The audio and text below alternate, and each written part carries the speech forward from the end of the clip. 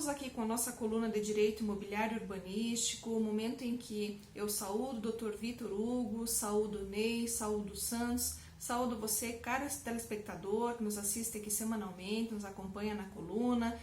na qual nós sempre procuramos trazer assuntos relevantes dentro da ordem jurídica, especialmente na nossa área, que é realmente as áreas aqui contempladas são o direito imobiliário e urbanístico. Hoje nós vamos tratar de um tema bastante importante que já foi até objeto aqui de conversas no programa, que é a possibilidade de negociação dos contratos de locação de imóveis não residenciais. Tratamos à época aí acerca do projeto de lei, mas agora mais especificamente vamos tratar da negociação que é tão importante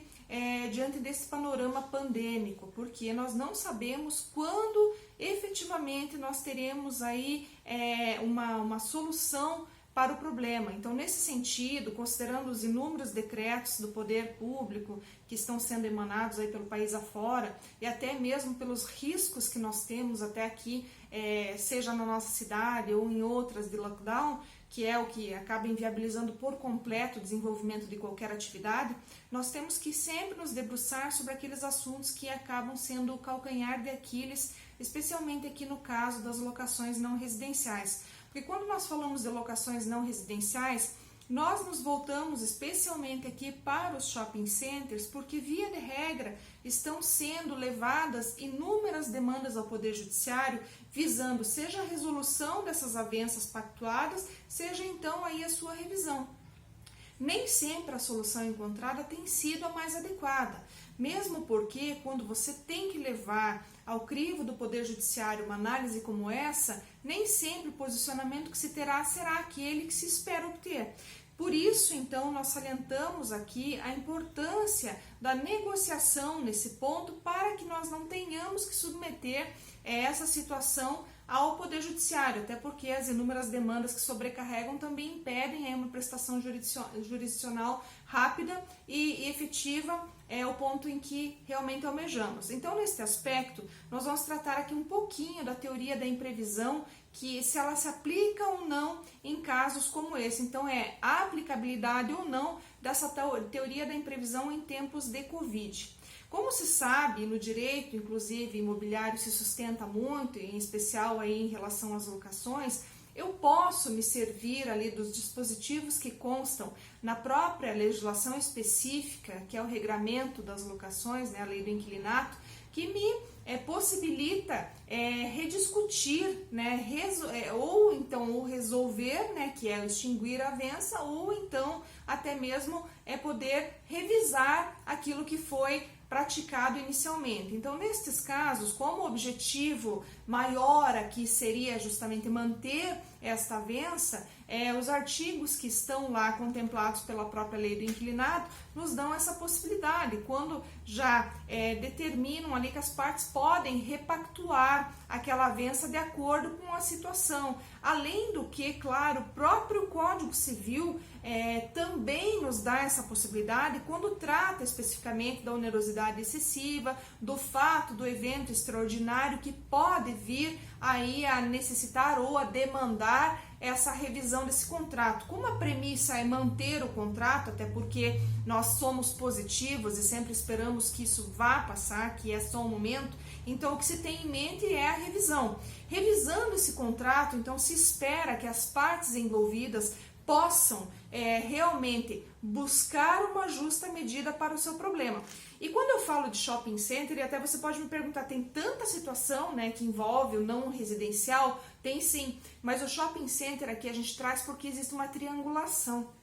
Se você parar para pensar, eu tenho o proprietário do shopping center, eu tenho, via de regra, uma administradora do shopping center e tenho aquele locatário que é o lojista. Então, eu estou diante de um cenário que envolve 3 pessoas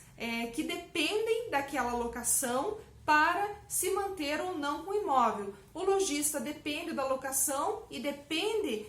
do oferimento de rendas para poder fazer frente às despesas do aluguel. A administradora, por sua vez, também, porque ela também tem que remunerar o proprietário desse imóvel. Então, se você pensar que, via de regra, as pessoas, os lojistas, locatários, estão se socorrendo do Poder Judiciário para tentar se livrar do pagamento dessa obrigação e que numa hipótese como estas, por exemplo,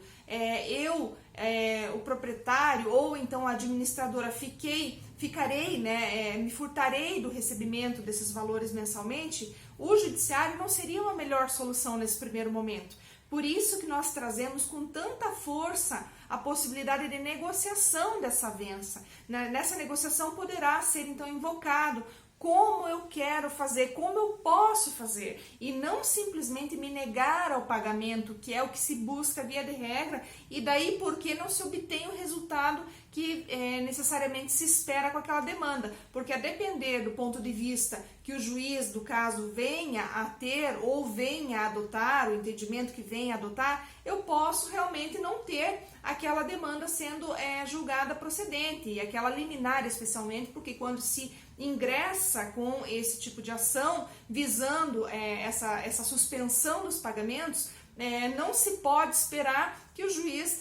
necessariamente se volte ou tenha esse entendimento de que é possível a suspensão, porque ele vai levar em consideração que existem essas outras pessoas que também dependem daquela locação para poder, enfim, dar continuidade à sua atividade empresarial, porque nada que nós estamos falando de 3 empresas, né? É o lojista, é o administrador e é o proprietário, que isso também é uma atividade que está sendo desenvolvida, ele está explorando este empreendimento, este imóvel, né, com o fito de receber então ali o seu rendimento, o seu lucro. Então, nestes casos, se eu paro para pensar, analisando friamente a situação, o que me sobra é justamente tentar reduzir ou minimizar os efeitos dessas situações que estão decorrendo da pandemia e utilizá-las visando o melhor para todas as partes que estão envolvidas nesta relação. E quando a gente fala lá de teoria da imprevisão, onerosidade excessiva, que um vai ter mais lucro em detrimento do outro, este ponto deve também, de alguma maneira, ser mitigado, porque a gente não pode só olhar para a questão da lucratividade em detrimento daquele outra, por exemplo, lojista, porque não é isso que se tem em mente. O que a gente tem que ter em mente, de forma básica e crucial, é o fato de que todas essas pessoas que estão envolvidas nessas tratativas e nesse negócio dependem daquela renda, dependem daquele ingresso, daquela receita. Então, nesse sentido, eu não posso somente priorizar um dos lados ali que está em disputa, em jogo. Por isso, então, que neste ponto se faz imperiosa a tentativa, então, de mitigar aí essas questões específicas aí desses institutos jurídicos que tratam especificamente ali os artigos 318 do Código Civil, 478, o 480 também, que tratam especificamente dessas disposições, porque se nós nos ativermos especialmente a elas, ou especificamente a elas, talvez não conseguiremos chegar num denominador comum. Só uma correção aqui, artigo 317 do Código Civil, 478 e 480, porque nestes casos, via de regra, nós não conseguiremos chegar num denominador comum que nos leve à solução daquele problema que está diante de nós. Então, nestes casos, deverá aquela parte interessada ou então as partes interessadas buscarem junto a um profissional da área especificamente que tem o traquejo necessário para atuar com direito imobiliário e até mesmo com negociação imobiliária, para que ele consiga então encontrar essa solução mais adequada.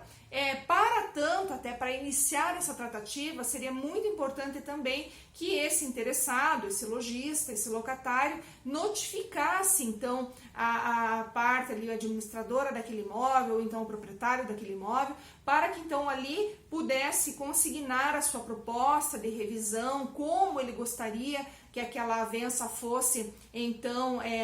aditada, porque aqui a gente fala de um aditamento de um contrato e não de uma novação, e nesse ponto até caracterizaria aí a boa-fé desse locatário também. E ambas as partes, então, nessa solução, ou em busca dessa solução, possam, através dessas notificações e contra-notificações, até que sentem para conversar, para encontrar um meio termo e ajustar essa avença de modo que ninguém saia tão prejudicado a ponto de inviabilizar a sua atividade econômica, o seu direito pautado aí no seu negócio e até a continuidade do exercício da sua empresa, da sua atividade empresarial. Então, sendo isso que eu tinha hoje para considerar aqui com vocês, me despeço agradecendo pela audiência de vocês, esperando vê-los aqui na próxima semana na nossa coluna de Direito Imobiliário e Urbanístico. Um grande abraço e até lá!